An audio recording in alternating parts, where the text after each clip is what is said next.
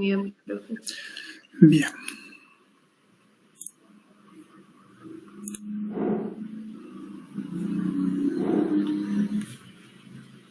Vamos.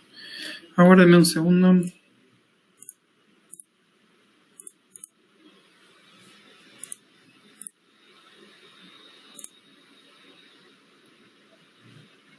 Vale.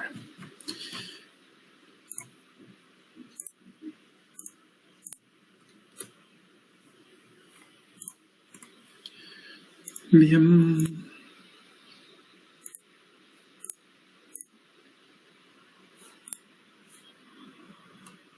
¿Están viendo mi pantalla? Sí. Vale. Bien, esto ya lo vimos, pero simplemente a modo de repaso, así hoy terminamos citoesqueleto y podemos abocarnos a algunas preguntas o dudas que tengan y poder empezar algo de membrana si es que le queda dando vuelta, ¿ok? Recordamos entonces que el citoesqueleto tiene como funciones principales construir el almacén interno y dar el volumen citoplasmático, conectar los complejos proteicos y las organelas con las diversas regiones de la célula, dar soporte mecánico, especialmente para aquellas células que no tienen paredes ni estructuras de soporte externo, y ser responsable de los movimientos celulares. Estos son generales y no hacen referencia a ninguno en particular.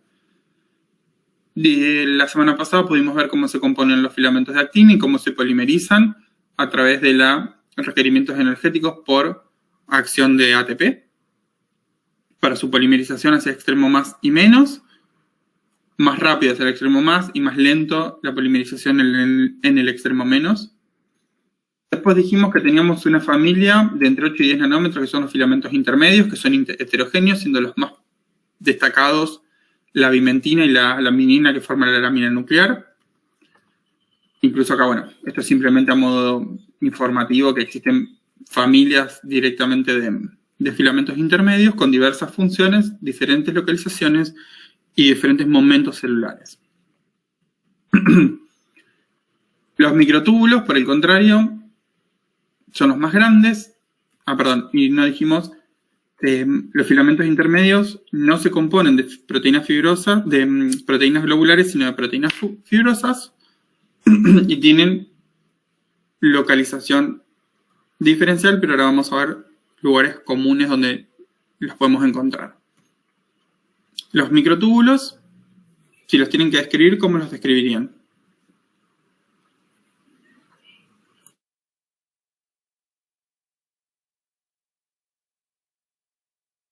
Que permiten el desplazamiento de las organelas a lo largo de todo el citoplasma. Bien, estructuralmente, ¿cómo se componen?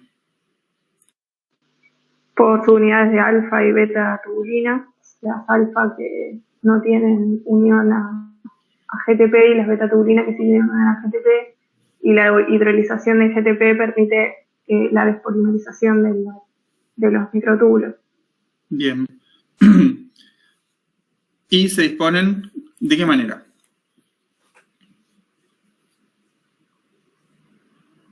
En protofilamentos, 13 protofilamentos que se disponen como una pared, dándole Bien. una forma de cilindro hueco. Bárbaro. Como dijo acá la compañera, tenemos unidades de alfa y beta tubulina, lo cual genera un heterodímero, porque es un dímero por dos proteínas diferentes, que son estructuralmente similares, pero no son idénticas. Generamos los protofilamentos y esta imagen que tenemos acá es una representación vista desde arriba y lateralmente, y esto que tenemos acá en blanco y negro, ¿qué es? ¿Cómo lo describirían?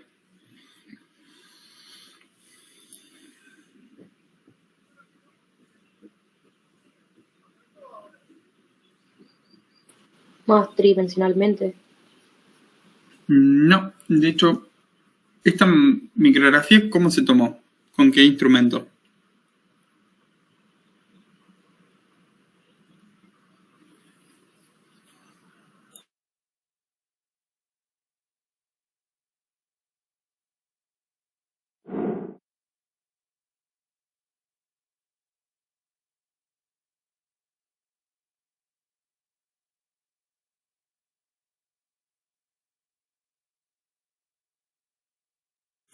Bien, como dice Bernardo, es microscopio electrónico de transmisión. Lo que estamos viendo es un corte que justo lo enganchó desde arriba, entonces podemos ver cómo se conforman los filamentos y estos de costado, cómo se forman el tubo hueco visto desde afuera. ¿Estamos? Bien. Tienen proteínas motoras. Yo, algo que no puse a la mía. ¿La actina tiene proteínas motoras asociadas? Sí, las miocinas. Bien. Vamos a un caso más complejo, que es el de las asociadas a microtúbulos, y después tengo 2 videitos cortitos para ver esto. ¿Cuáles son las que se unen a microtúbulos y cómo las describirían a las proteínas y el mecanismo para el movimiento?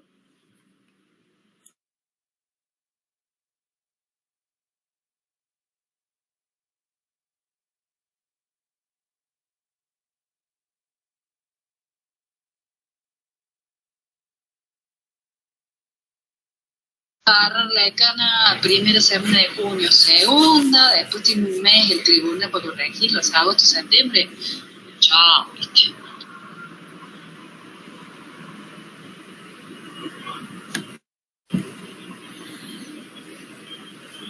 Entonces,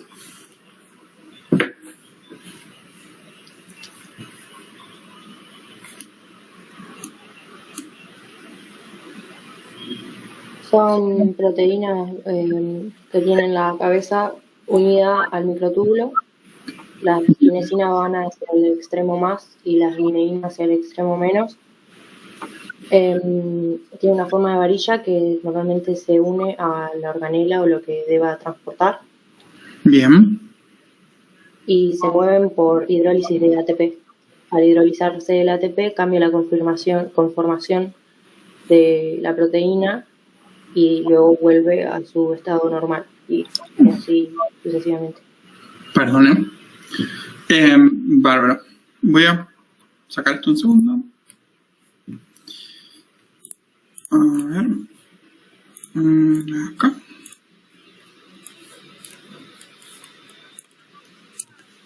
¿Qué pasó? Acá. Ahora sí.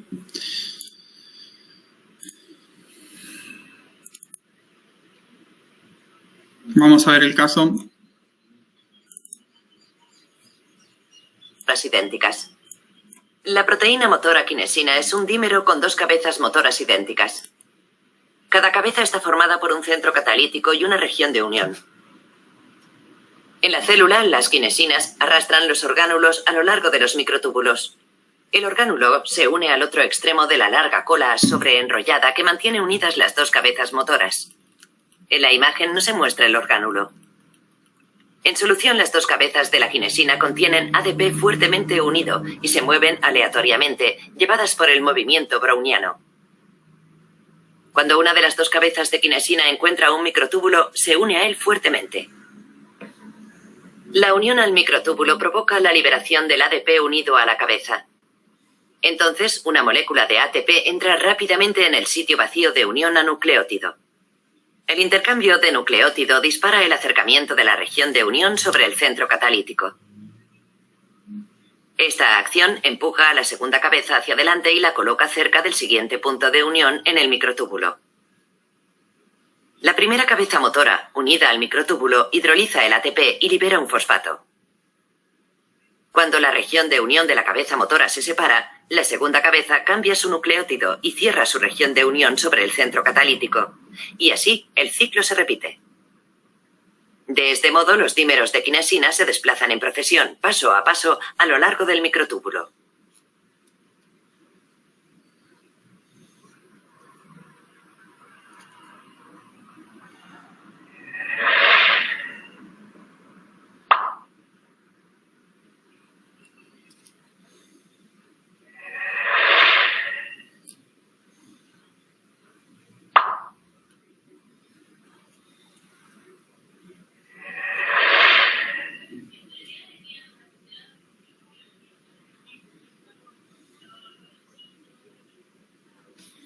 Bien. Y ahora, lo mismo. La miosina muscular es un dímero con 2 cabezas motoras idénticas que actúan independientemente. Cada cabeza de miosina tiene un centro catalítico y un brazo de palanca. Una biela sobreenrollada mantiene unidas las 2 cabezas y las une al filamento grueso que se observa en la parte superior de la imagen. El filamento de actina helicoidal se muestra en la parte inferior. Al principio de la animación, las cabezas de miosina tienen unido un ADP y un fosfato y tienen una baja afinidad por la actina. En cuanto una de las cabezas de miosina se acopla correctamente sobre una subunidad de actina, el fosfato se libera. La liberación del fosfato hace que la unión de la cabeza de miosina con la actina sea más fuerte y dispara el elemento generador del golpe de fuerza que desplaza el filamento de actina. Entonces, el ADP se disocia y una molécula de ATP se une al sitio de unión a nucleótido que ha quedado vacío, provocando que la miosina se separe del filamento de actina. En la cabeza no unida se hidroliza ATP, lo que hace que el brazo de palanca se ladee y vuelva a su conformación inicial, la anterior al golpe de fuerza. Así como un muelle, el brazo almacena la energía liberada por la hidrólisis de ATP y el ciclo se puede repetir. El filamento de actina no se desliza hacia atrás después de haber sido liberado por la cabeza motora, ya que hay muchas más moléculas de miosina unidas a él manteniéndolo en tensión.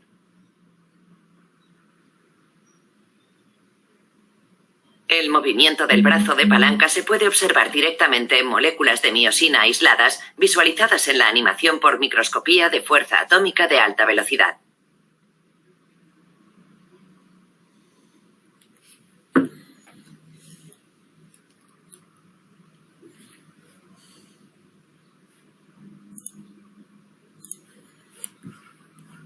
Bien.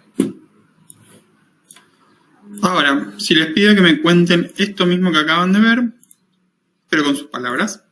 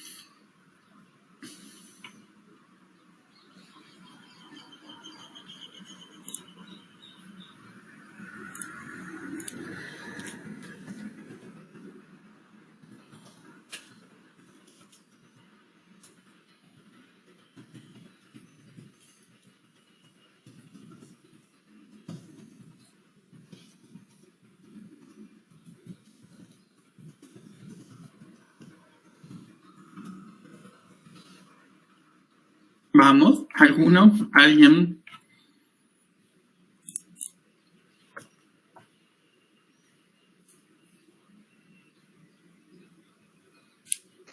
¿Se escuchó lo que dije? No. Ay, lo conté, pero sé que tenía el micrófono apagado. Se une o la quinesina o la dineína con el ATP, Bien. entonces cambia la conformación de la cabeza y como que se libera el sitio de unión. Bien. Cuando se libera el sitio de unión se une al microtúbulo y ahí es como que ya está activado. Después se genera la hidrólisis del ATP, como que se desacopla del microtúbulo y ahora ya no tengo ATP, sino que tengo ADP y tengo fosfato inorgánico. Que se libera al medio. Claro, y ahí se genera el golpe de fuerza, hace como el pasito y vuelve a la conformación normal y se repite todo de nuevo. Vale. Esos son los mecanismos, cuando le pedimos los mecanismos moleculares del movimiento, estamos hablando de eso. ¿Qué está pasando con las proteínas, ambas, kinesinas o dineínas, respecto al microtúbulo y cómo se va moviendo por acción o por hidrólisis de ATP?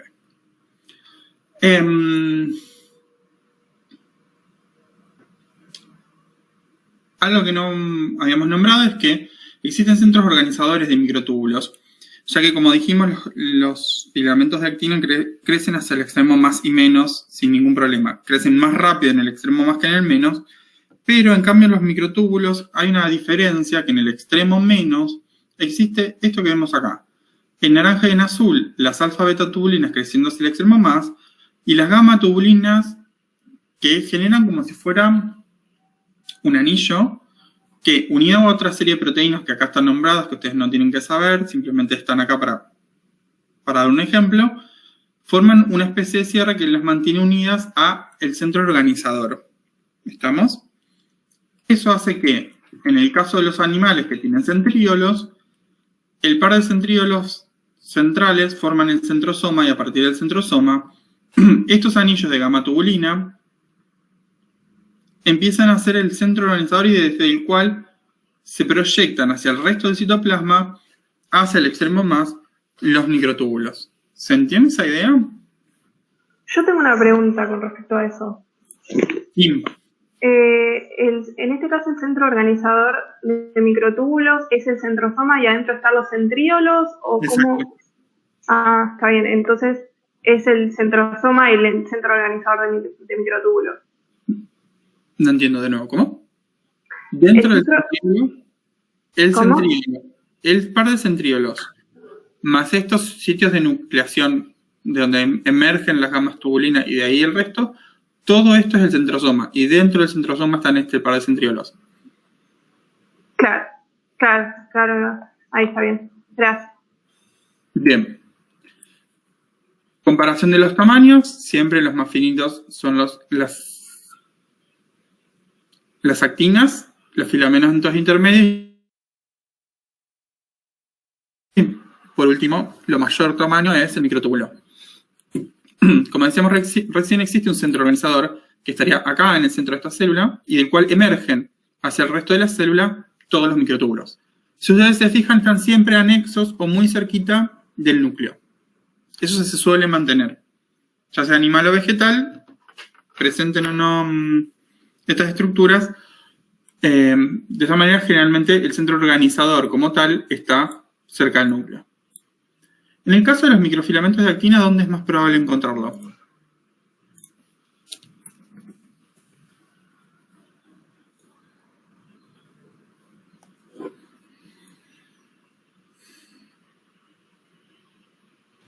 Debajo de la membrana plasmática.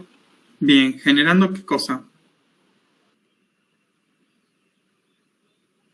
El córtex, ¿no sería? Exactamente. ¿Y eso qué define en la célula?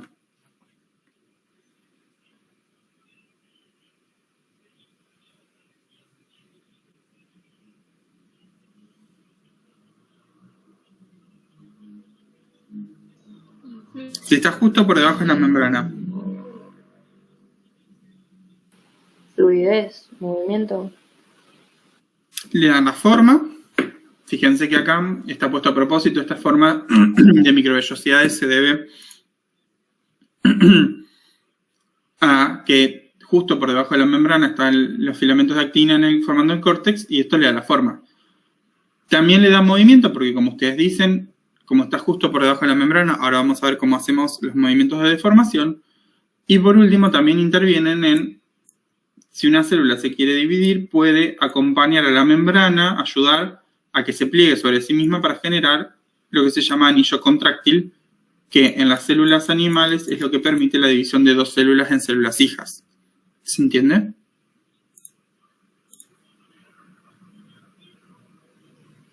¿Sí? Sí. Bien. Y por último tenemos los filamentos intermedios, que si bien pueden estar en cualquier parte del citoplasma y demás, hay dos regiones principales, que una es dentro del núcleo. ¿Qué cosa?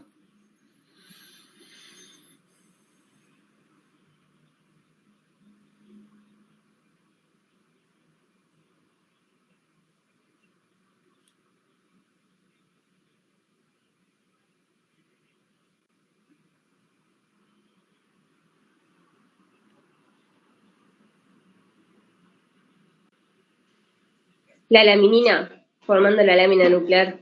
Exactamente. Y acá todavía no lo vimos, pero cuando veamos la unión, las células en los tejidos se mantienen unidas por una serie de proteínas extracelulares que hacen que se unan una célula con la vecina. Eso pasa por afuera de la célula, pero por dentro, esto que vemos acá, que parecen unas raíces, son la parte interna que complementa a la parte externa, generando que entre ambas se dé una unión más fuerte.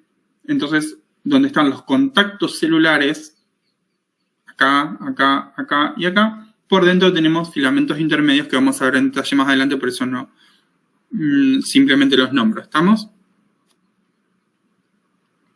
Bien. Tenía un video de ciclosis, uno de cilios y flagelos y no lo puedo encontrar, por eso lo voy a pasar. ¿Y esto que vemos acá qué es?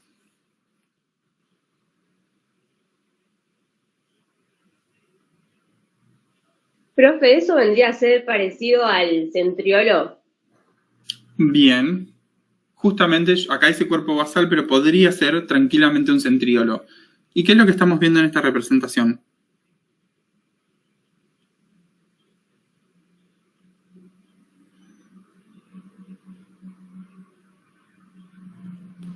Un cuerpo basal con sus 9 tripletes.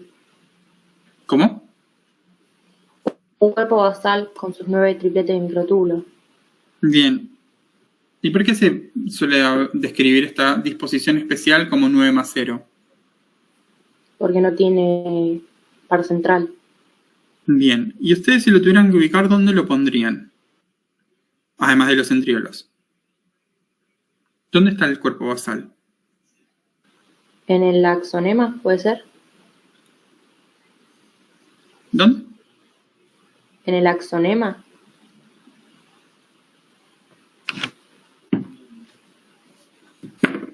¿Y dónde estaría eso? Físicamente. Pero dentro de cilios y flagelos, bárbaro. Pero si yo lo tengo que ubicar físicamente en alguna parte de la célula, ¿es dentro de la cilia del flagelo?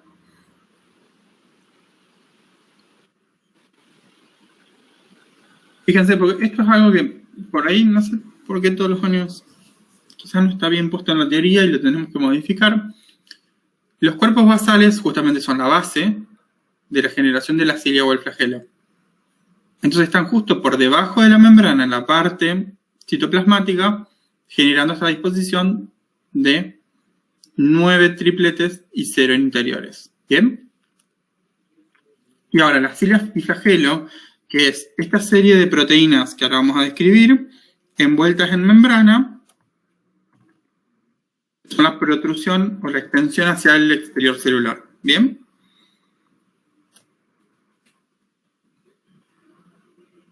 Si nosotros lo cortamos y lo vemos de arriba, ¿cómo describirían esta imagen?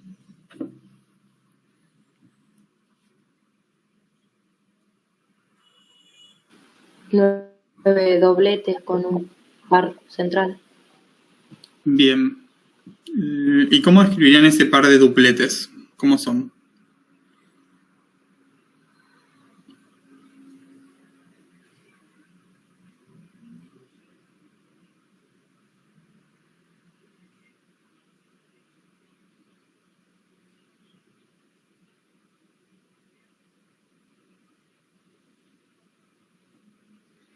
Uno es uno completo, justamente de 13 protofilamentos, y el otro tiene 11 y es incompleto y se completa con los dos que comparten. En cambio, los dos centrales están unidos por un puente central y son anillos completos de 13 protofilamentos. Además tenemos proteínas como las nexinas que mantienen rígida y en su lugar a los dupletes, pero además tenemos estos que son las dineínas ciliares, que ¿qué función tienen?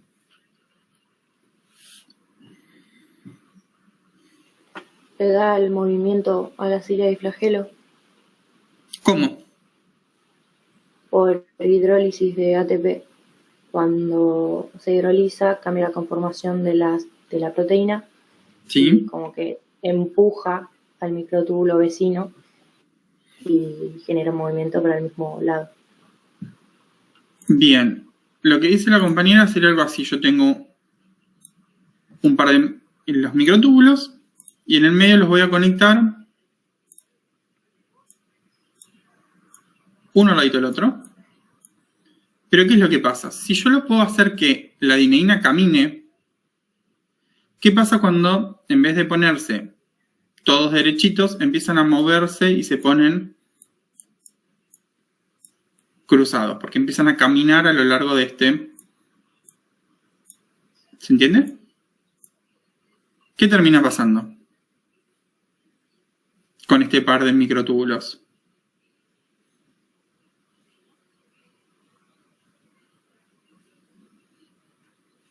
Mientras estén unidos de manera perpendicular uno con otro, van a estar todos derechitos. Pero cuando esto empieza a caminar, lo que empieza a hacer es que como en un punto se mantiene y en el otro camina y se desplaza, lo que termina pasando es que esto se tuerce. Entonces, al torcerse todo el grupo de microtúbulos, lo que termina haciendo es plegarse. Y cuando se empiezan a torcer, lo que estamos viendo en realidad cuando vemos el movimiento de cilios y flagelos es que los microtúbulos se pliegan y después vuelven a su estado inicial y vuelven a estar derecho y después otra vez se tuercen y se vuelven a estar derecho y así. Si lo vemos dentro de una cilia, lo que estamos viendo es cómo una parte está derecha y la otra parte está torcida. El tema es que cuando esto pasa y se va moviendo y una parte se empieza a torcer, genera este movimiento en forma de onda. ¿Se entiende? De batido. En el flagelo, como es más largo, esto se repite en secciones. Entonces lo que termina pasando es que en una parte se está doblando el microtúbulo y en otra parte está derecho y en otra parte se está doblando y en otra parte está derecha. Y eso genera un movimiento a lo largo de todo el eje. ¿Se entiende? Sí, sí. Bien. Gobernados por los principios de la inestabilidad dinámica, los microtúbulos se extienden constantemente hacia el borde de avance de una célula en migración y se retraen de nuevo. Superpuesto al citoesqueleto dinámico de microtúbulos, que aquí aparece en rojo, la red de membrana del retículo endoplasmático, que aquí aparece en verde, presenta un comportamiento dinámico propio, ya que los túbulos se extienden a lo largo de los microtúbulos mediante unas proteínas motoras.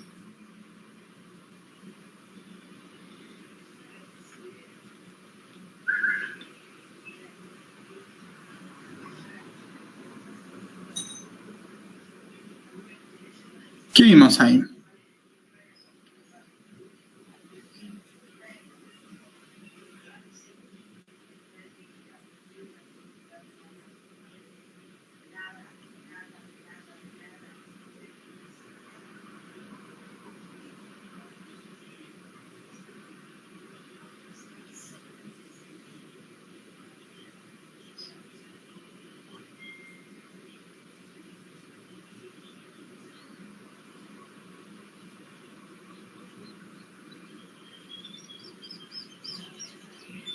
¿Qué?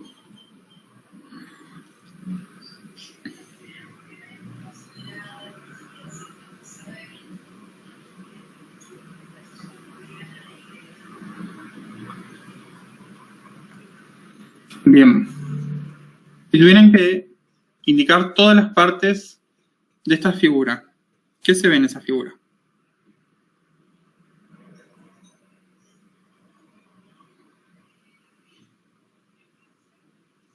Los microtúbulos, el Bien. microtúbulo, El microtúbulo. las motoras. ¿Cuáles son?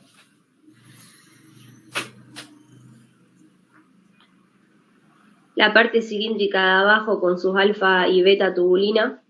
Bien, acá tenemos un dímero. Y esto es el microtúbulo. ¿Qué más? Acá están marcadas las organelas o las vesículas, según sea el caso.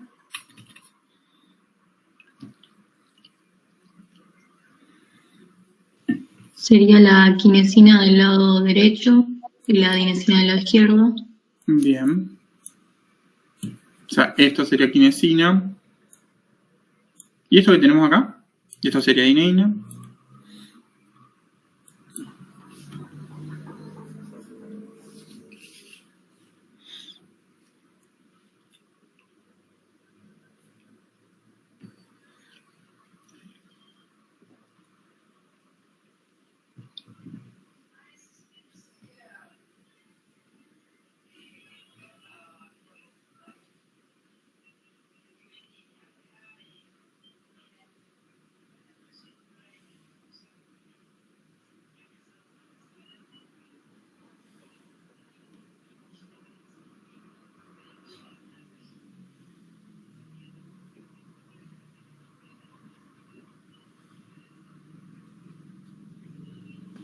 y el ATP. ¿Pero para qué es ese ATP? Para poder generar el movimiento.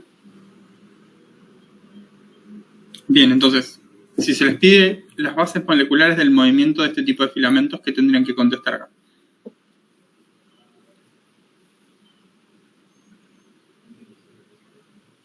Y no sería lo que vimos en el video antes. Bien, de ir describiendo paso a paso de cómo la hidrólisis y la recaptación de ATP hace el movimiento a través del microtúbulo. La estructura y la organización de los filamentos ya lo vimos. Ahora, más allá de que nosotros no tuvimos este práctico, si tuviéramos que ver este movimiento, ¿cómo lo haríamos? ¿Cómo se les ocurre que podríamos hacerlo nosotros en un práctico, en un laboratorio?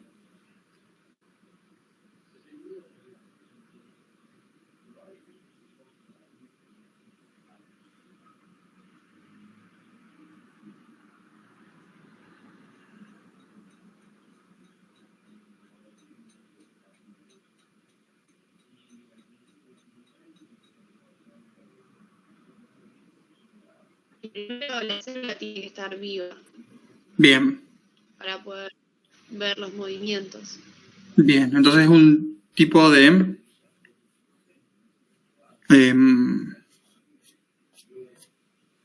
visualización inmediata o inmediata. Inmediata. Ay, Bien. es un buen internet. ¿Cómo? Es que capaz que no me escuchás porque mandaba mal el internet recién. Ahí estamos. Bien.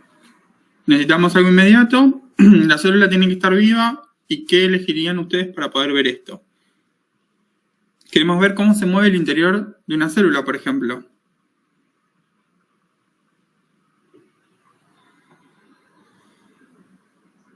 Y usar también alguna tinción para poder distinguir. Bien, ¿y qué se te ocurre que podrían usar?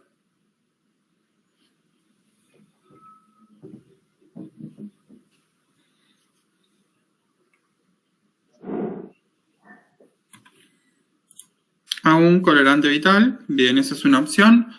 Y si yo quiero ver este movimiento, toda esta parte de proteínas no la puedo ver. Pero yo puedo ver alguna organela o vesícula de alguna manera Sí, dentro de una célula. las mitocondrias, los plastos. Las mitocondrias no son muy chicas y hay que tenerlas específicamente. Los cloroplastos, en cambio, sí los puedo ver porque son relativamente grandes a lo que es la célula y son verdes naturalmente, sin poner colorantes. Entonces, ¿de qué práctico estamos hablando?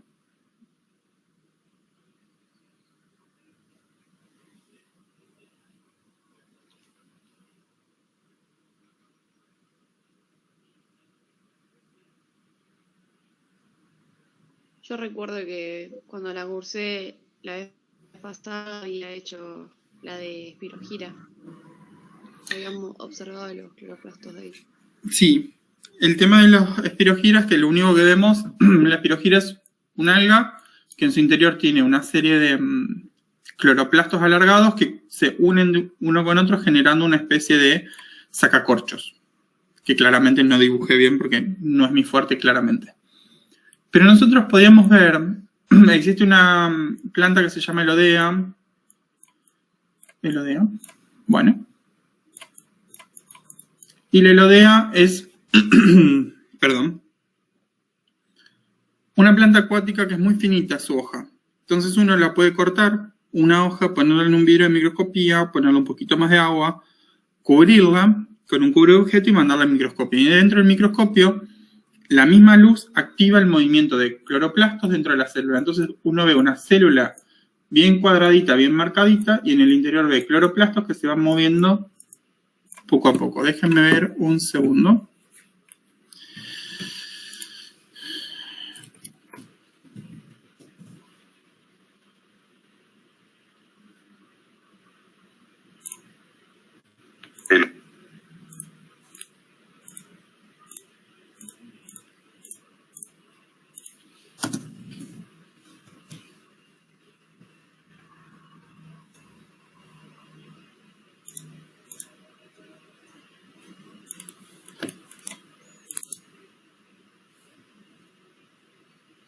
No le pongo el sonido porque lo acabo de buscar en YouTube.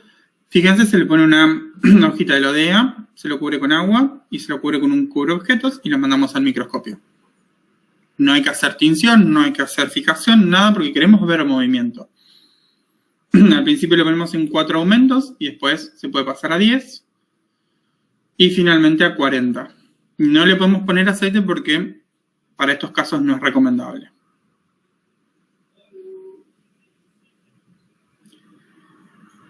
Lo que vemos ahí atrás es lo que se está viendo en la cámara, en el microscopio. Se puede ver la forma típica de las células, que son bien estructuradas y se ve la pared celular. Bien, ahí lo que hizo la chica fue pasar de aumento y como pueden ver, esos puntitos verdes a 10 aumentos son los cloroplastos que están normalmente cerca de la membrana plasmática.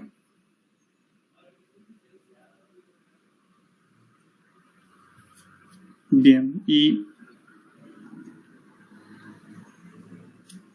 finalmente en 40 aumentos, fíjense que se puede ver, cada uno de estos representa un cloroplasto, como pueden ver hay muchos dentro de cada célula, y lo que vemos delimitado acá, como si fueran rejitas, son las paredes de las células. Esto sin necesidad de cortar la hoja porque es lo suficientemente fina para que uno lo pueda ver. Y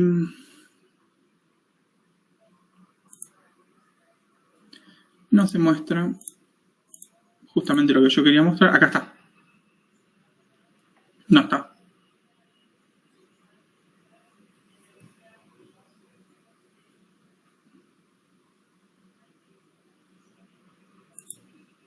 Ven, ahí estamos. Ese movimiento es un movimiento que uno está viendo directamente. Aguárdenme un segundo que voy a buscar uno que se vea mejor.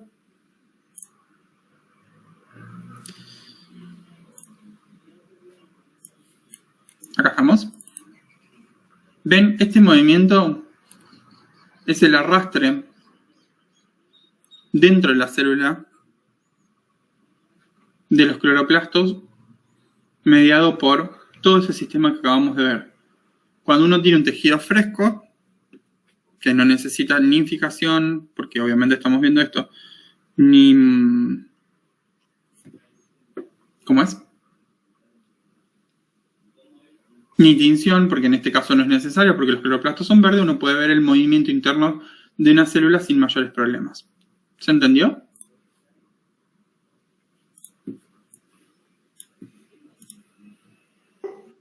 Sí.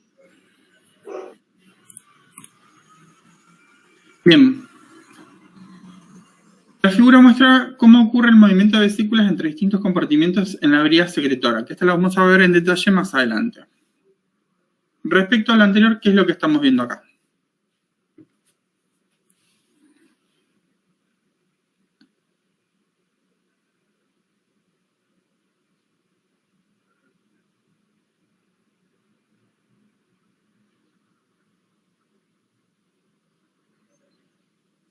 Transporte de vesículas Bien. por microtúbulo. Bien, ¿y qué es una vesícula? Vamos a partir de esa base. No sabría cómo explicártelo. ¿Cómo te salió?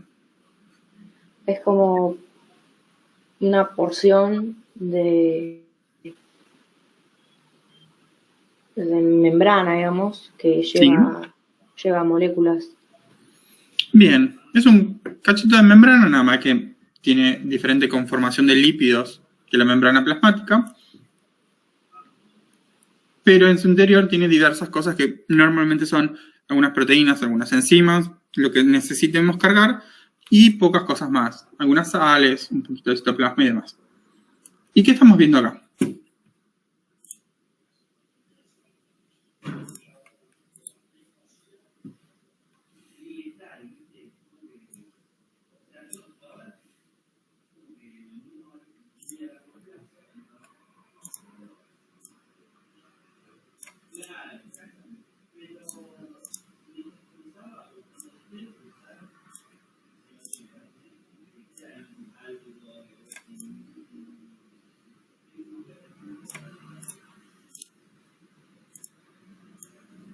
¿Qué estamos viendo en esa imagen?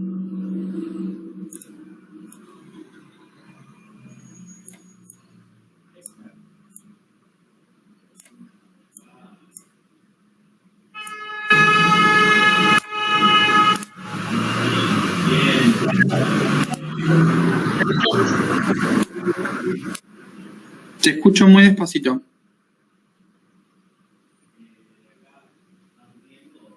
¿Ahí me escuchás? Sí. La expulsión de algunas vesículas y el ingreso de otras. Bien. ¿Y qué más?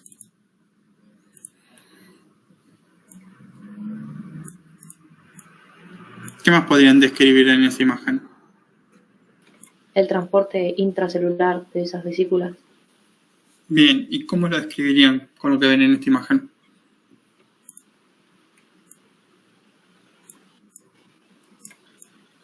Como los el citoesqueleto ayuda a este transporte y las proteínas motoras y demás. Bien, más que ayudar es el que guía en este caso. Pero sí. ¿Qué tenemos acá primero? ¿Qué es lo que ven en la imagen? Vamos a esa primera. Y está el retículo endoplasmático rugoso, que Bien. asumo que está como sintetizando proteínas para sacarlas para afuera. Bien, por ejemplo. Entonces tenemos el retículo, una serie de vesículas y finalmente el complejo de Golgi. Acá justo intervienen en liberar hacia afuera algo e introducir algo desde el exterior. Independientemente de eso, ¿qué vemos? Vemos un movimiento indicado por flechas, donde una vesícula que salió del retículo tiene que ir al Golgi. ¿Y cómo se transporta hasta el Golgi? No es que va volando. ¿Qué le está pasando? Se transporta mediante los microtúbulos. Bien, guiado por microtúbulos. Bien, ingresa al Golgi y el Golgi tiene un sistema interno que genera nuevas vesículas que las va pasando a través de las capas hasta que finalmente las tiene que mandar hacia membrana. ¿Cómo lo va a hacer?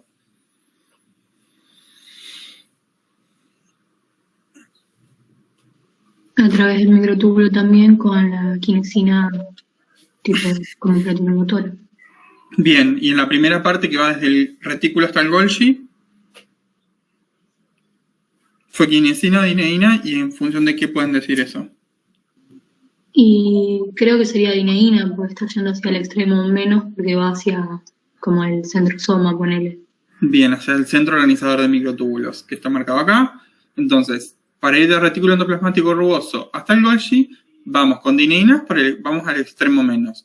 Y después, del Golgi hacia la membrana, vamos hacia el extremo más. Fíjense que al revés, que cuando algo viene del exterior y forma una nueva vesícula, va por dineínas hacia el centro organizador y después lo mismo de dineínas. Y al revés, si salimos del Golgi y tenemos que volver, después más adelante vamos a ver por qué digo volver y no ir, de Golgi a retículo, van por quinesinas porque van hacia el extremo más. ¿Bien? Ahora, ya sabemos qué función cumple el microtúbulo en esto. Pero ¿cuál es la función del microfilamento de actina? ¿Interviene en algo de esto? Sí, no, ¿y por qué? Para excretar la vesícula por la membrana. Vamos a decir liberar para... Liberar, sí. Bien. Pero además, más allá de liberar, ¿qué Para tiene que imaginar tener? también. Son las que acompañan los movimientos de inserción de la vesícula en la membrana plasmática o al revés. Son los que ayudan a plegar esta membrana. Por ejemplo, acá hacemos un pliegue y generamos una pequeña vesícula que contiene algo que viene desde el exterior. ¿Se entiende?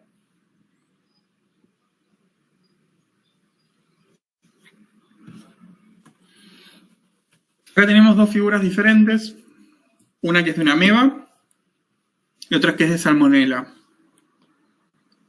Sin hablar de ninguna proteína ni de nada, ¿qué diferencia principal tiene el movimiento que se pueda generar en esta ameba que está marcado acá del movimiento que genera salmonela? Y que uno se mueve a través de apéndices y el otro a través de pseudópodos. Bien. ¿Y esa diferencia? ¿Cómo la podrían generalizar?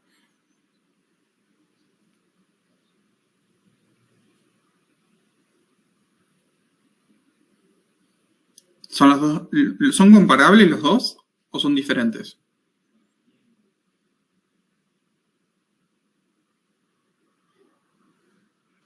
Y comparables porque ambos producen un movimiento celular, pero son diferentes.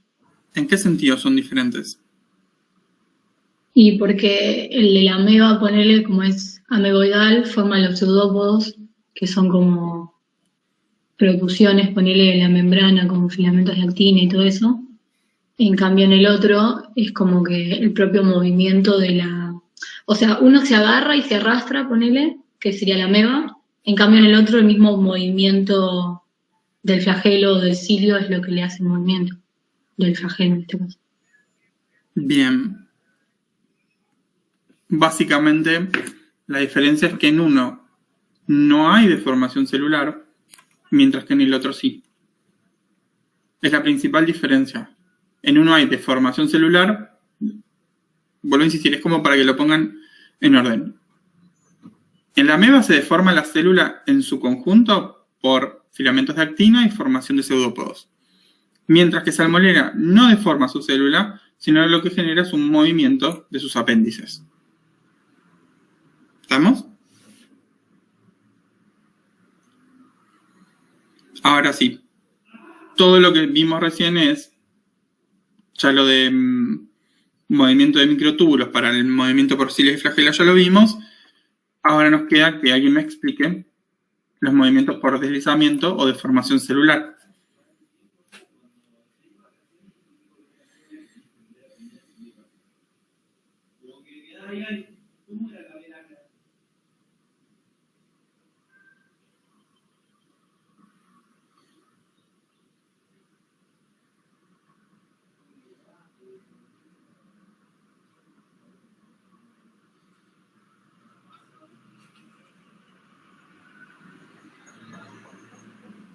Chicos.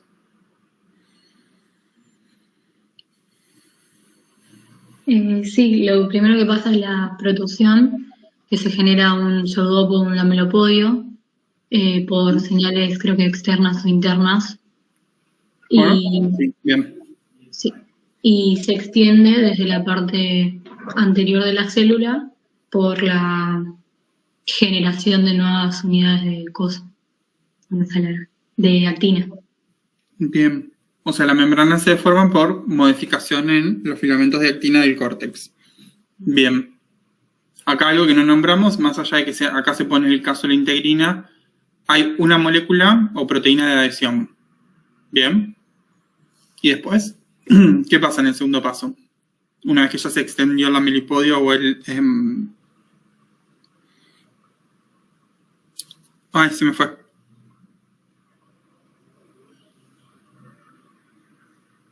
O los pseudópodos.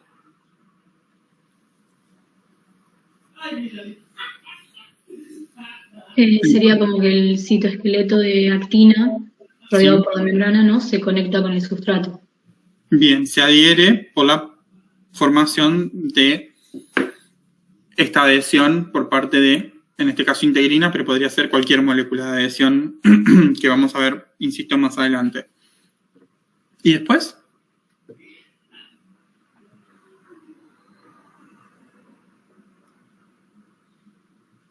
Después creo que como que se despolimeriza lo de atrás y se genera, el cuerpo celular avanza porque como se despolimeriza lo de atrás y pasa para adelante, como que avanza. Bien, lo que hace es el movimiento conjunto de todo el córtex genera un movimiento y ese movimiento arrastra el citoplasma y permite la liberación de las fuentes de adhesión, en este caso integrinas, se separan y entonces lo que hicimos fue deformar la célula, hacer que se enganche, tire, traccione, despegue y finalmente vuelva al estado inicial para que esto pueda volver a iniciarse y esto continúe su movimiento. ¿Estamos? O sea, se extiende, se adhiere, tracciona. Se vuelve a extender, se vuelve a adherir, se vuelve a traccionar. ¿Estamos? Acá tenemos diversas imágenes, me tienen que decir con qué microscopio se tomaron. Sí. Tengo una consulta. ¿Cuál es la diferencia entre un lamelipodio y un pseudópodo? La denominación histórica, básicamente.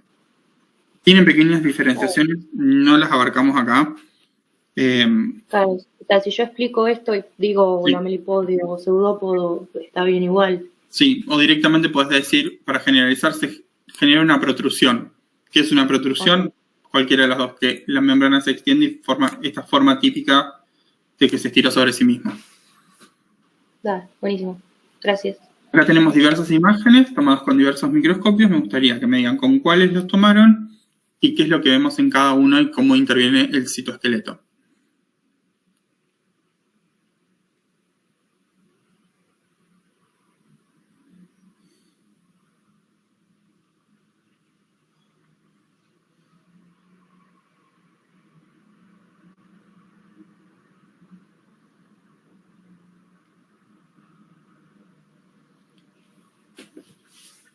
El primero puede ser un microscopio, sí, un microscopio fluorescente. Bien, yo lo que estoy viendo es la imagen superpuesta de varios colores, el núcleo en azul y qué es lo que está marcado en verde.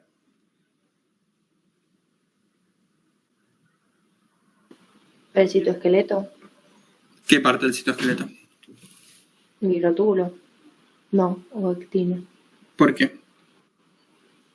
¿Por qué podríamos decir cada uno? Está costeando la membrana, Entonces, ¿cuál sería? el filamento de actina. Bien. Y después tenemos en rojo los puntos estos que decíamos de Actina. adhesión, están puestos en otro color. Entonces tenemos en azul el núcleo, los puntos rojos es donde se adhiere y la actina, en este caso, está marcada en verde. Bien. Microscopio óptico de fluorescencia. En esta segunda tenemos Saccharomyces. Una levadura, modelo básico de un unicelular eucariota. Y entonces, ¿con qué microscopio lo tomamos? Con uno de barrido, ¿no sería? Bien, ¿por qué? ¿Cómo llegamos a ver eso? Porque se puede ver la estructura 3D. Bien. ¿Alguien dijo algo y no lo escuché? Sí, también por el tamaño de la bacteria. Son levaduras. Sí, perdón, de las levaduras. Son muy chiquitas y no se podría ver bien así, con esa claridad en un óptico. Bien. ¿Y qué asumen ustedes que puede estar interviniendo? ¿Qué parte del citoesqueleto puede llegar a intervenir?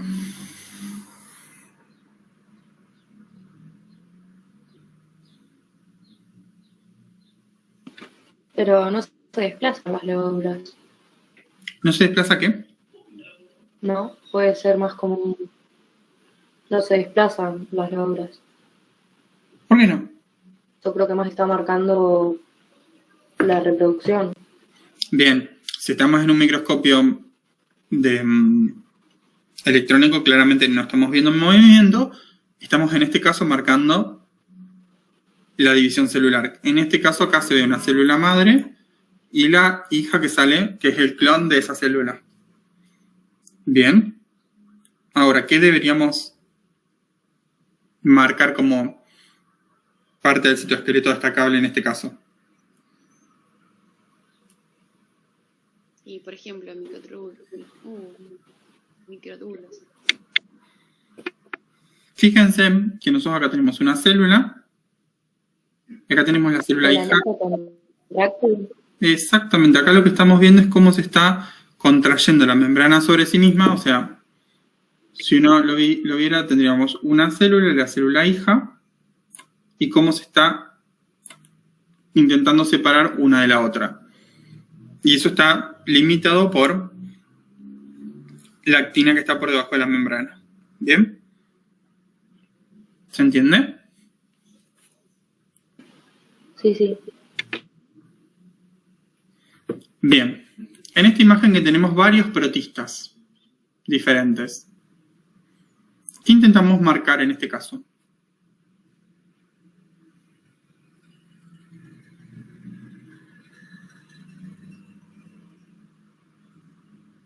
Ahí ya Las se sabe cilias. que óptico no puede ser. Bien. Las microvillosidades. No. No son microvellosidades. ¿Qué es lo que estamos viendo?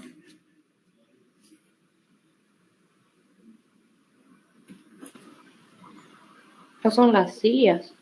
Bien, son las cilias. Lo que pasa es que estos protistas, en lugar de tener pocas agrupadas, son como, voy a ser un poco específico, son como peludas.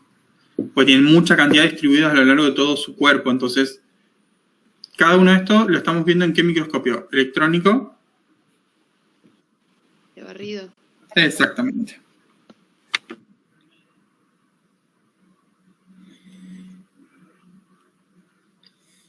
Y en el último, acá, vemos espermatozoides, bárbaro. Esto en realidad no es una foto, son muchas fotos. Entonces,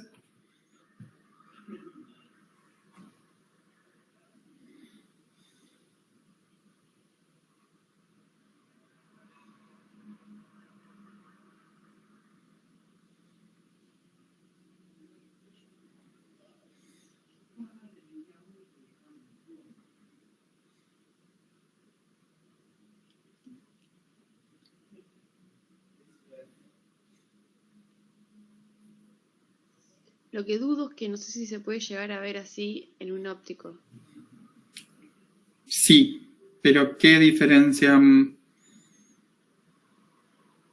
piensan? De la imagen.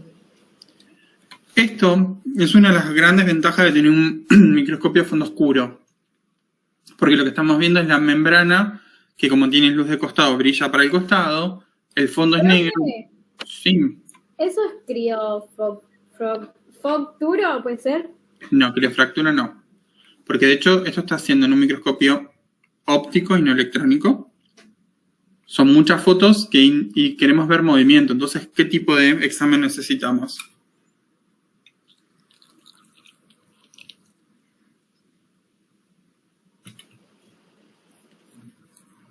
Sería una inmediata. Necesito algo inmediato porque yo quiero ver cómo se va moviendo en el tiempo.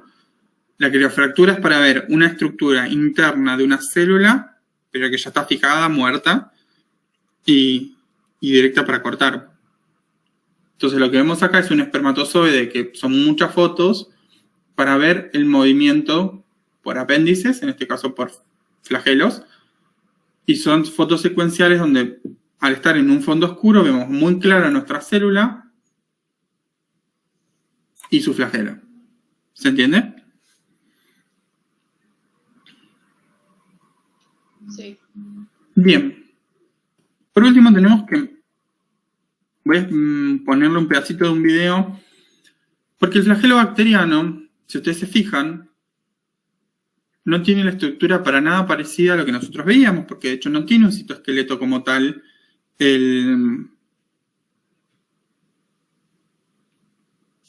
Una bacteria. Entonces... Fíjense lo que tenemos acá. Tenemos un flagelo que es una gran proteína unida a un conector. Y esta es toda una maquinaria interna que son básicamente un rotor, o sea, una serie de proteínas que giran. Y acá lo que tenemos es en 13 y en 14 las dos membranas bacterianas y en el medio, esto que dice 9, es una pared de polisacáridos. Bien, generando todo esto junto, la pared celular de la bacteria. ¿Bien? ¿Estamos? Nosotros lo que decíamos hoy era que cuando teníamos un flagelo eucariota, que teníamos unidos entre sí por dineínas, los microtúbulos, y cuando las dineínas se movían, esto se torcía, y cuando se torcía, generaban el movimiento. Acá lo que hacemos es rotar toda una proteína para que esta proteína después gire en consecuencia. ¿Bien?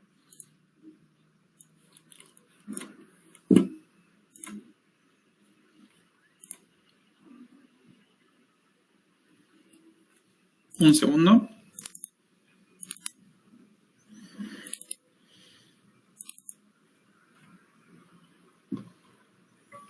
Donde tengo...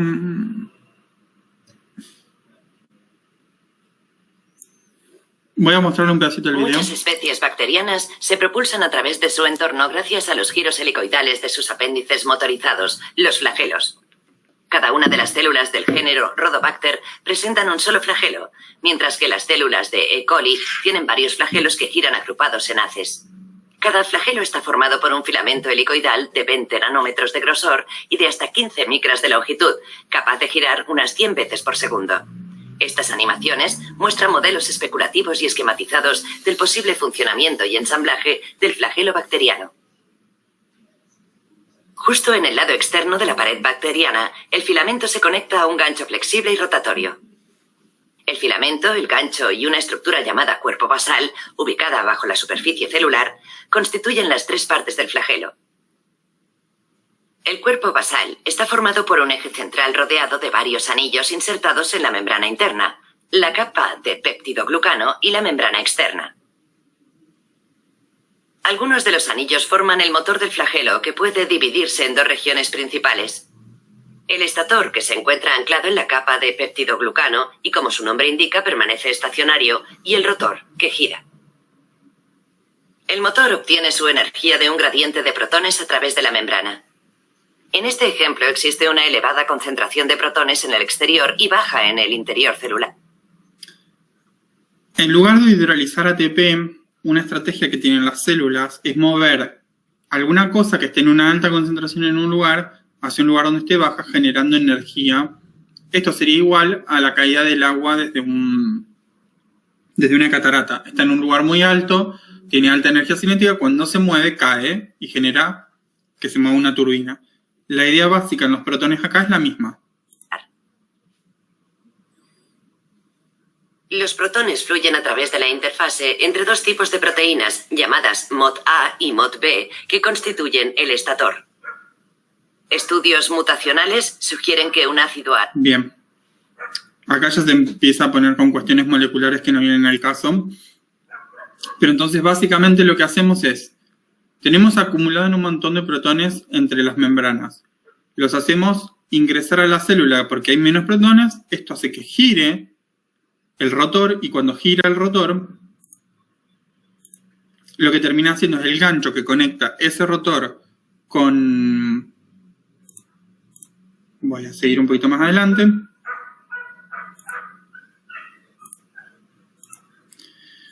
Esto no, acá.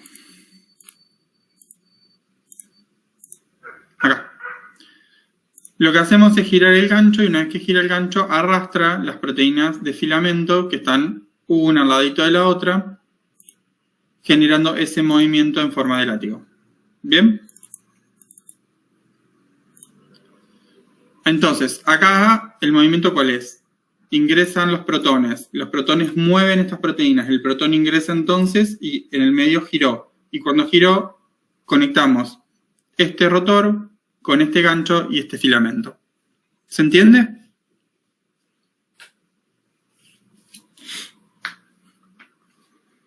En este caso ¿Podrías tienen... repetir lo último que dijiste?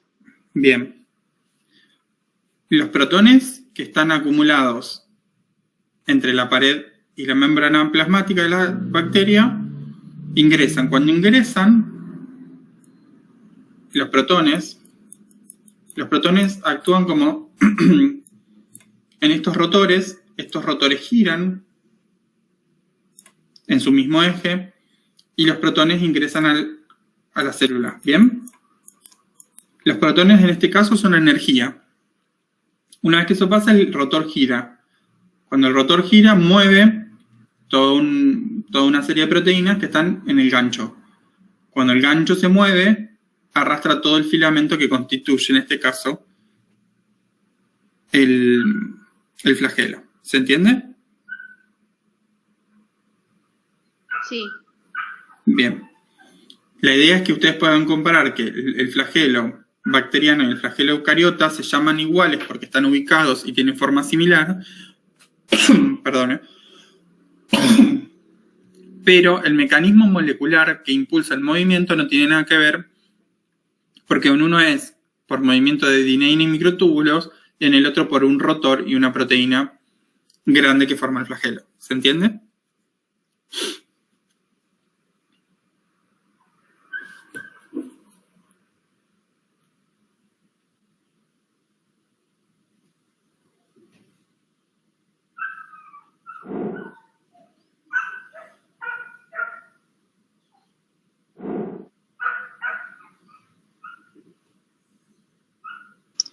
¿Este tipo de flagelo es el que se genera el movimiento ese tipo sacacorcho? Sí. Ok. Porque esto acá lo único que hace es, como esto no está a 90 grados, pero está inclinado, lo único que puede hacer es que gire y después el movimiento se va trasladando y como esto es muy largo, genera ese efecto sacacorcho. En los flagelos y en las cilias, lo que hacemos cuando se da, ¿a dónde está acá? Es que se vaya torciendo y cuando se tuerce y vuelve a su lugar, genera esta onda. Bien. Cuando esta onda es atravesada a lo largo de todo el flagelo, el movimiento por partes hace que esto se vaya moviendo así. ¿Bien? ¿El rotor es el cuerpo basal del flagelo? Sí. Acá hay algo que tenemos que, por las dudas, este rotor está en lo que se llama cuerpo basal. Vuelvo a insistir, se llama cuerpo basal porque está en la base. Es otra de las cosas que genera confusiones. Esto es un rotor y el cuerpo basal que tienen los eucariotas son 9 tripletes y 0 singletes en el interior. Y la flagelina está acá cruzando.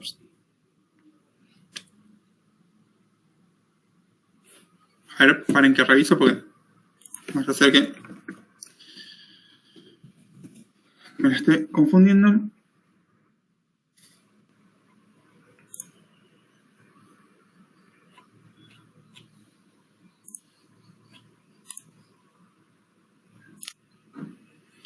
Filamento.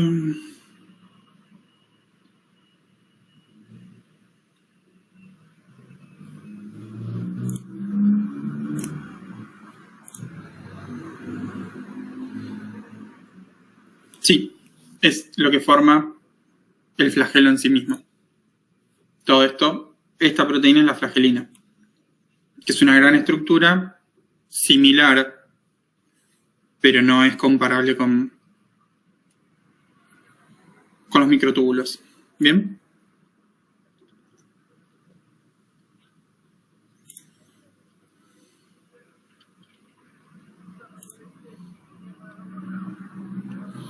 Bien. ¿Qué más? Bueno, tenemos dos opciones. ¿Dudas para mañana? O arrancar con membrana plasmática, que es el próximo tema.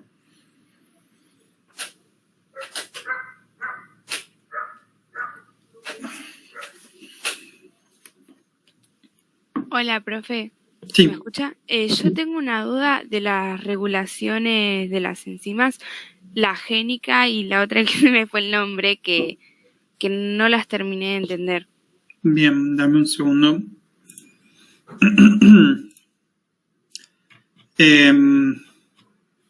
Bien. El metabolismo en sí mismo tiene regulación rápida y lenta. ¿Bien? ¿Dónde están?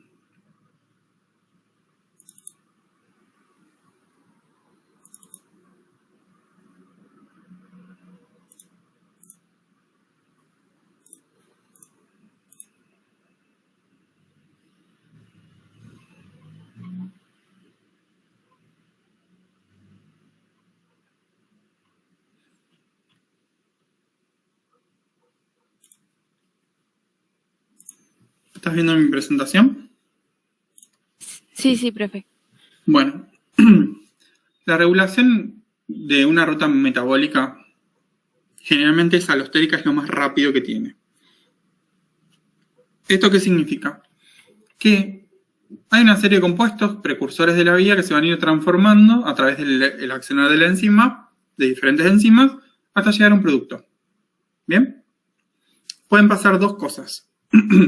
Una es que el mismo producto inhiba la reacción. ¿Por qué?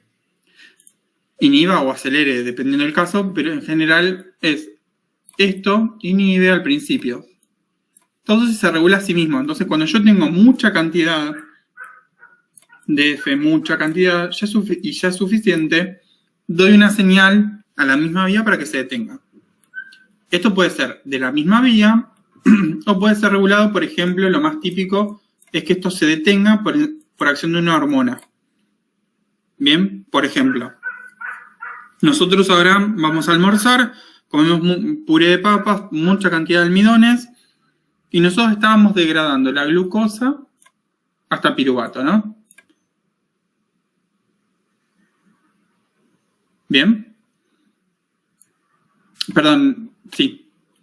Y en ese caso, ¿qué va a pasar? Se van a dar las enzimas, la acción de una hormona que haga que esto, por ejemplo, vaya más rápido, porque como de golpe tenemos mucha cantidad de azúcar, lo podemos consumir o lo podemos guardar, según lo necesitemos. Entonces, ya sea que en la misma vía se regule a sí misma o venga una señal de una hormona activando o desactivando, esto ya existe. Nosotros ya tenemos todas las enzimas para que esto pase. ¿Estamos?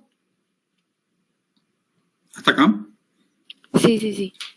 Bueno, ahora yo te hago otro ejemplo que tiene la misma idea de base, pero con otra idea. Tenemos una bacteria o una levadura, como recién decíamos, Saccharomyces, y estaba creciendo en un medio rico en glucosa. Y yo agarro un poquito de esa levadura y la llevo a un medio rico en fructosa o en lactosa. ¿Qué tiene que hacer la levadura o la bacteria en ese momento? ¿En qué medios estaba, profe? ¿De qué medio pasó? Estaba en glucosa y pasó a fructosa o a lactosa, por ejemplo. No sé. No.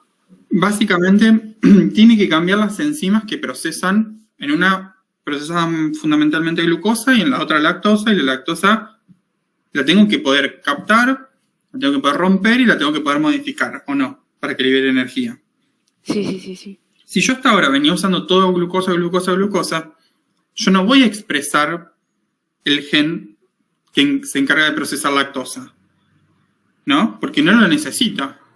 Ahora, si yo lo cambio de medio y de golpe hay más lactosa, nosotros no teníamos las enzimas que procesan lactosa.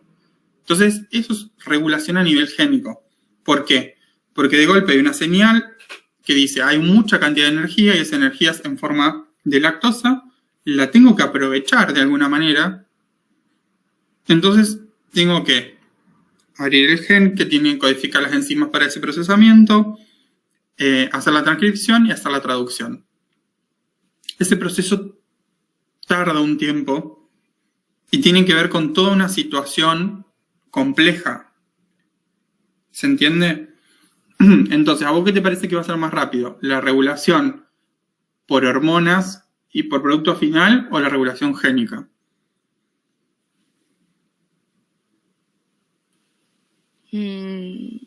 ¿Me puede repetir la pregunta? Estoy medio... Con muchas cosas en la cabeza. Sí, ya. O sea, se tiene que hacer una regulación génica, pero no entendí lo anterior. Me pregunto, ¿regulación génica y qué era lo otro que dijo? La regulación metabólica por hormonas y producto final. ¿Cuál es más rápida? No sé, profe. Bien. Cuando uno da una señal hormonal, la respuesta es casi inmediata, en el término de unos pocos minutos. ¿Por qué? Porque yo ya tengo las enzimas. Yo lo que le digo es que vayan más lento o más rápido. En cambio, si yo acá tuviera lactosa y la tengo que transformar, yo no tengo la enzima lactasa que se encarga de transformar lactosa en otra cosa. ¿Se entiende? La regulación génica lo que nos pide es tener que sintetizar el ARN mensajero y la proteína desde cero. En cambio, la regulación metabólica lo que nos dice es, si se da una hormona o un producto final, acelero o disminuyo el accionar de una enzima que yo ya tengo. Entonces es más rápido. Yo digo, bueno, esto se detiene, punto. Guardo glucosa. O al contrario, hago que esto vaya más rápido. Pero yo todas estas enzimas yo ya las tengo. La regulación génica lo que nos pide es arrancar desde cero. Expresar un gen, transformarlo en una proteína y recién después puedo usarlo para la transformación de mi sustrato en producto. ¿Se entiende? Sí, gracias, profe. Bien. ¿Alguna otra pregunta?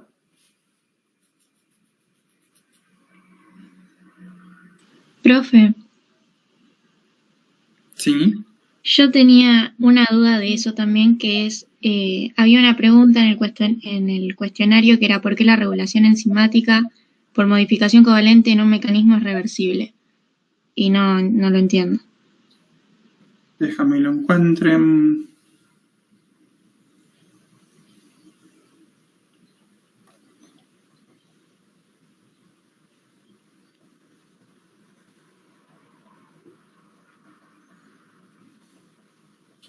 ¿Te acordás la pregunta? La 17B me parece que es.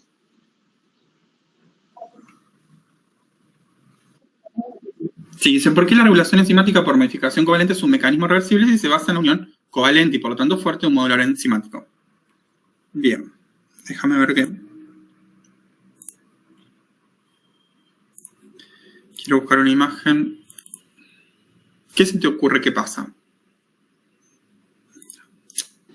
No, que el modulador se une a la enzima por una unión covalente, pero es muy distinto a los reguladores alostéricos porque ellos se unen por enlaces débiles.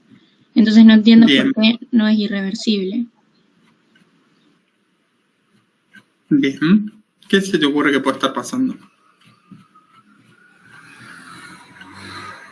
Yo agarré una enzima y le puse este modulador de manera covalente, ¿o no? Sí. Perdón. Esa modificación covalente que yo le acabo de poner, vos pensás que cómo se unió a esa enzima.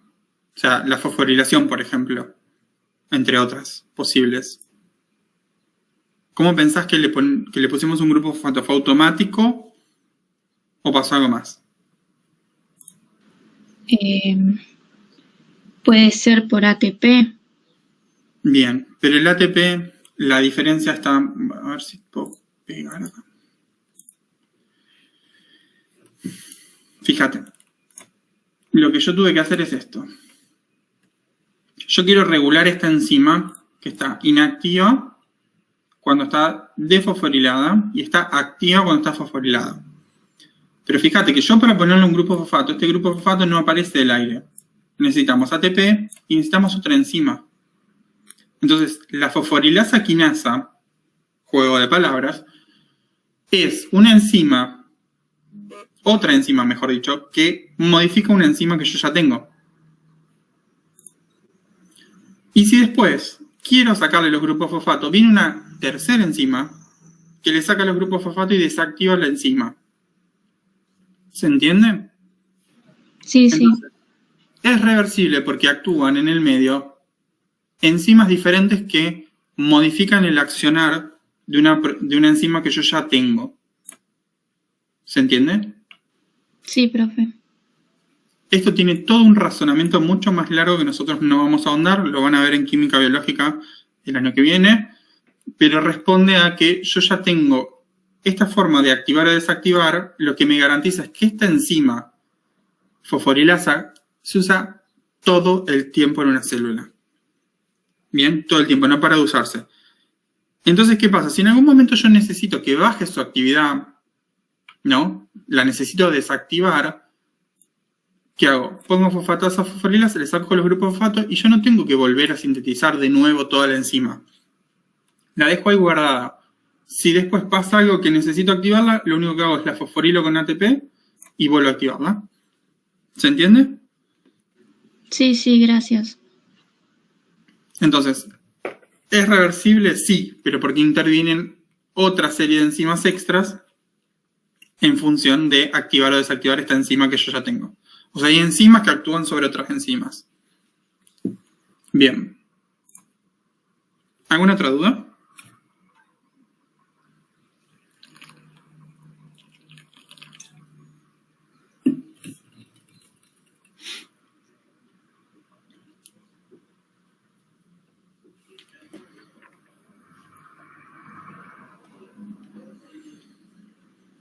Yo tengo otra duda, Agustín. ¿Tienen que ser solo de encima las preguntas?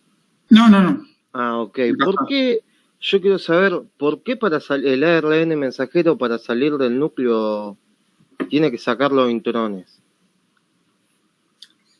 Por maduración. ¿Dónde está? Dame un segundo.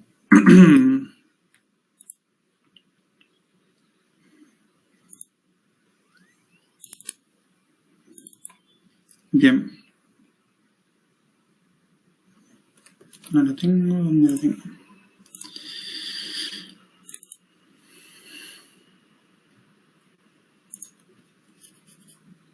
Bien. ¿Qué es un intrón? O sea, químicamente un intrón y un exón son indistinguibles. Son nucleótidos unidos a otra cosa. A otro nucleótido, uno al ladito del otro, ¿o no? Sí. Entonces, ¿uno cómo distingue un intrón de un exón? ¿Puede distinguirlo a simple vista?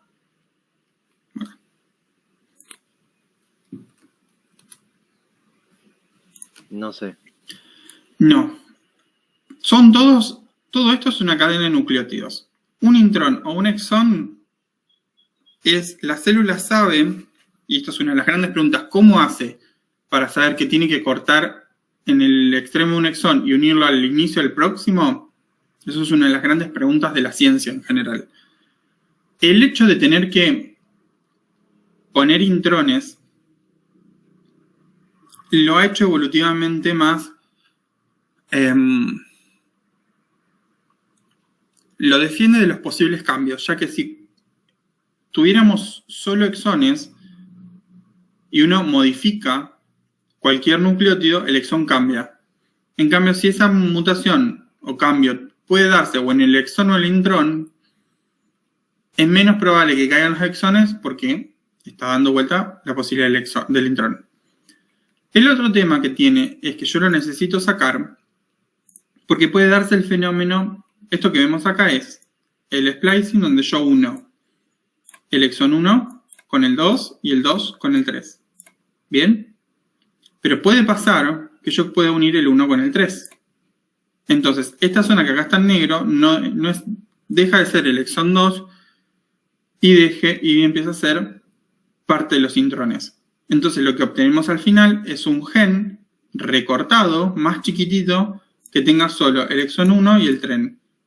Eso se llama splicing o corte y empalme alternativo. Chao, Irene. ¿Se entiende? Lo que hace la célula es poder optimizar con un gen, obtener dos proteínas diferentes. ¿Se entiende? Sí, sí, está bien. En bacterias esto no pasa porque no hay distinción de exones e intrones, porque no hay intrones en bacterias. En cambio, evolutivamente son más eficientes ponerle al principio del ARN un intrón y después sacárselo.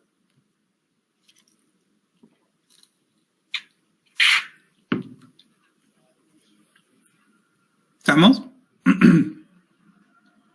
Sí, gracias. Bien, ¿alguna otra duda por ahí?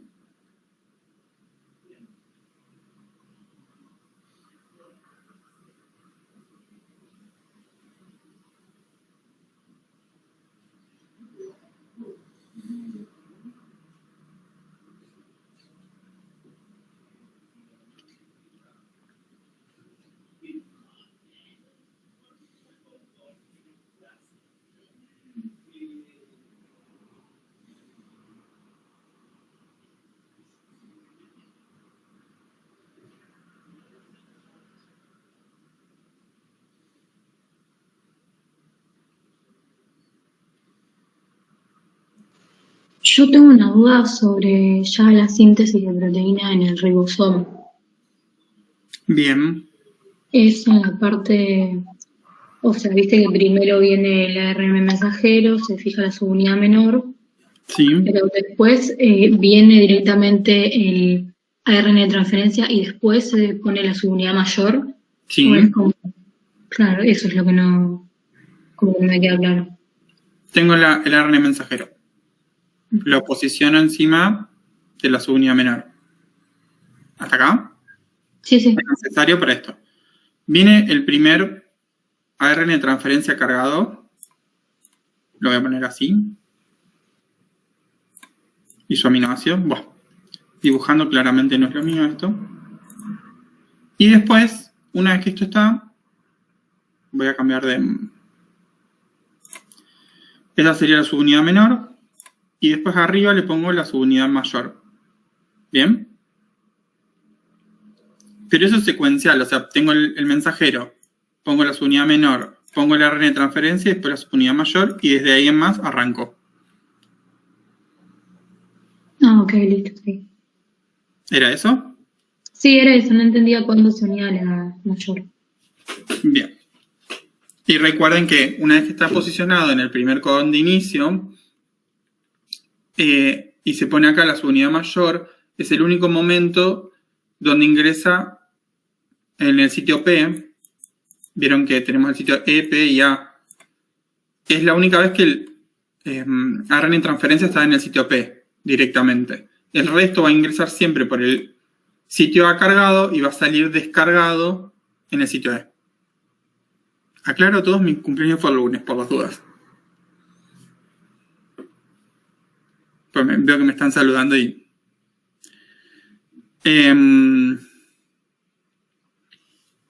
Bien, ¿alguna otra duda?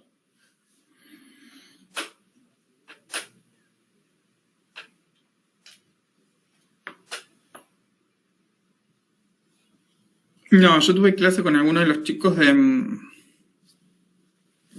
No me sale. Del curso remedial. Por eso algunos ya sabían que yo tenía cumpleaños. Bien.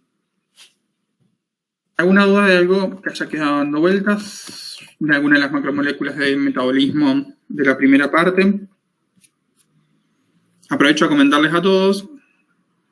Mañana entonces van a estar, entre hoy y mañana vamos a tener los listados donde van a estar cada uno aleatorizados y vamos a ponerlos en los grupos, ¿no?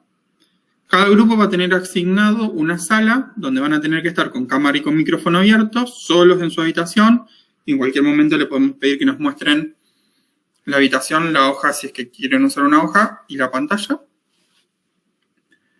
Y como dijimos, aquellos que no se hayan anotado o no estén en las comisiones que nosotros damos, no corregimos parcial y se considera desaprobado directamente. ¿Bien? Eso por un lado. Por el otro nos estaríamos juntando 1:30 para contarles bien los detalles de todo. A las 2 se va a abrir el cuestionario del multiple choice. Son 16 multiple choice, suman 2,5 puntos si contestan bien, restan 1. Si contestan mal, no suman ni restan si no contestan. Y una vez que tengan eso, tienen 45 minutos. Si ustedes, supónganse, arrancaron 2 y 2 minutos, empieza a correrles el reloj durante... ¿Cómo es? Ahí voy, Benjamín, perdón. Tienen hasta las 47. Automáticamente, una vez que inician, dan inicio, a partir de ese momento corren los 45 minutos. No se desesperen, alguna vez nos ha pasado de que alguno se le ha caído o ha pasado algo, si recargan la página, siguen donde estaban. No es que es otro intento ni nada, así que por lo menos hasta ahora no hemos tenido problemas. Una vez que pasa, supónganse que arrancaron y terminan 2:25, pueden hacer un corte y 2:30 se abre el cuestionario de preguntas a desarrollar. Una vez que ingresan a ese cuestionario tienen 2 horas corridas para poder entregarlo. ¿Bien? O sea, la duración máxima que tienen es 2 horas 45 para todo el examen. Obviamente, si arrancan un cachito más tarde y por ahí cortan entre un examen y el otro, tienen más tiempo. ¿Bien? Dicho esto, esto. Si tienen una computadora de escritorio y no pueden acceder, tienen que abrir cámara y micrófono desde el celular y contestan el choice y el desarrollo desde la compu. ¿Ok? Bien. ¿Dudas? ¿Algo más para mañana? Porque los veo como muy tranquilos y no me están preguntando nada, entonces no sé si es que no estudiaron o que entendieron todo. ¿Han cursado esta semana? ¿Han tenido parciales esta semana? Yo no lo pregunté. Sí, el lunes. Sí, profe. ¿Qué rindieron? Orgánica. Ok. ¿Y el resto? También el 17 química, general inorgánica. O sea que ustedes empezaron a estudiar el martes, básicamente. Me imagino. Bien. ¿Dudas?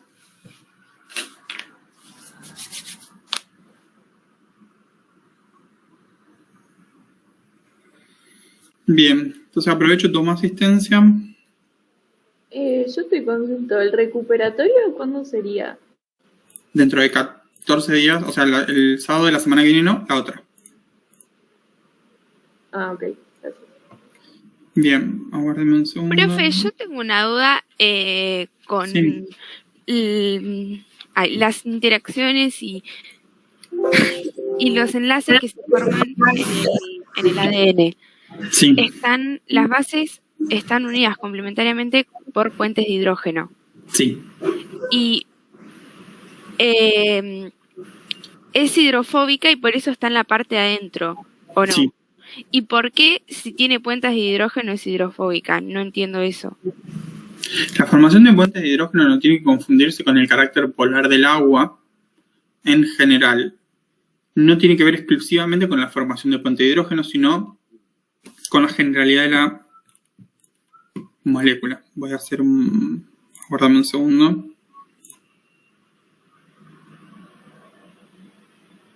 Bien. Guardame que quiero tomar una imagen.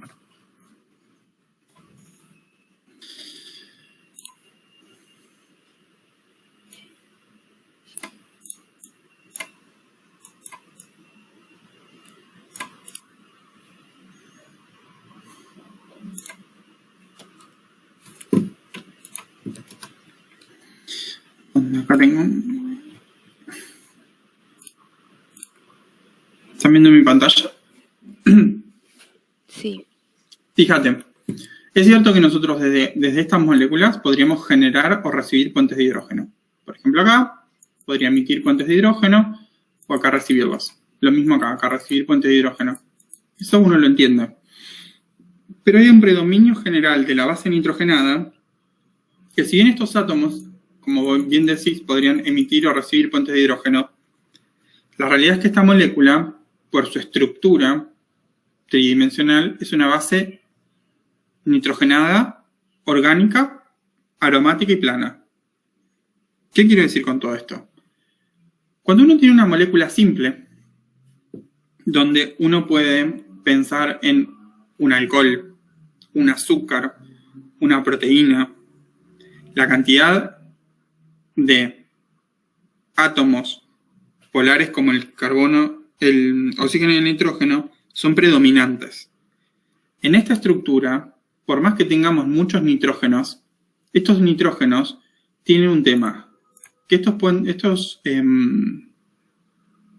electrones que están dando vuelta no están siempre acá, están dentro de la molécula, generando que este nitrógeno, y seguimos así, no estén disponibles todo el tiempo para formar puentes de hidrógeno. ¿Bien? Con lo cual los vuelve mayormente apolares. ¿Se entiende? Porque acá es como considerarlos como si fueran más que nitrógenos, los tendríamos que considerar como si fueran carbonos, en el sentido de que no pueden establecer interacciones de tipo puente de hidrógeno o de tipo polar con el agua. Entonces uno pierde esa interacción. Y en general las moléculas aromáticas, como son este caso, son anillos, ves que tienen dobles enlaces intercalados, los vuelve lo que se llama del grupo de las moléculas orgánicas aromáticas. Y las aromáticas nunca se llevan bien con el agua. ¿Pueden establecer algún tipo de puente de hidrógeno? Sí, pero en comparación a su hidrofobicidad, son mucho más hidrofóbicas. ¿Bien? Bien, sí. Gracias, profe. ¿Alguna otra pregunta?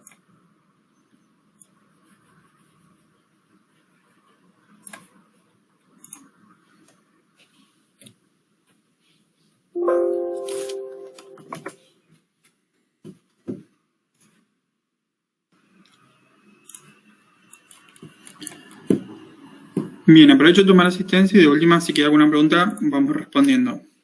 Alba, Amén, Aquino, Manuela, Aquino, Vanega, Presente. Barón y Agustín, Barón y Franco, Acá. Bellone, Benítez, Presente. Biglieri, Usetti, Presente. Caballero, Casagne, recién fue, Castillo, Turín, Presente. Cobo, Córdoba, De Luca, perdón, Presente. Di Bernardi, Presente. Picasole, Presente. Lick, Acá presente. Draghi, Fernández, Florentín, Presente. Nazo, Presente. González, Presente. Grandolio,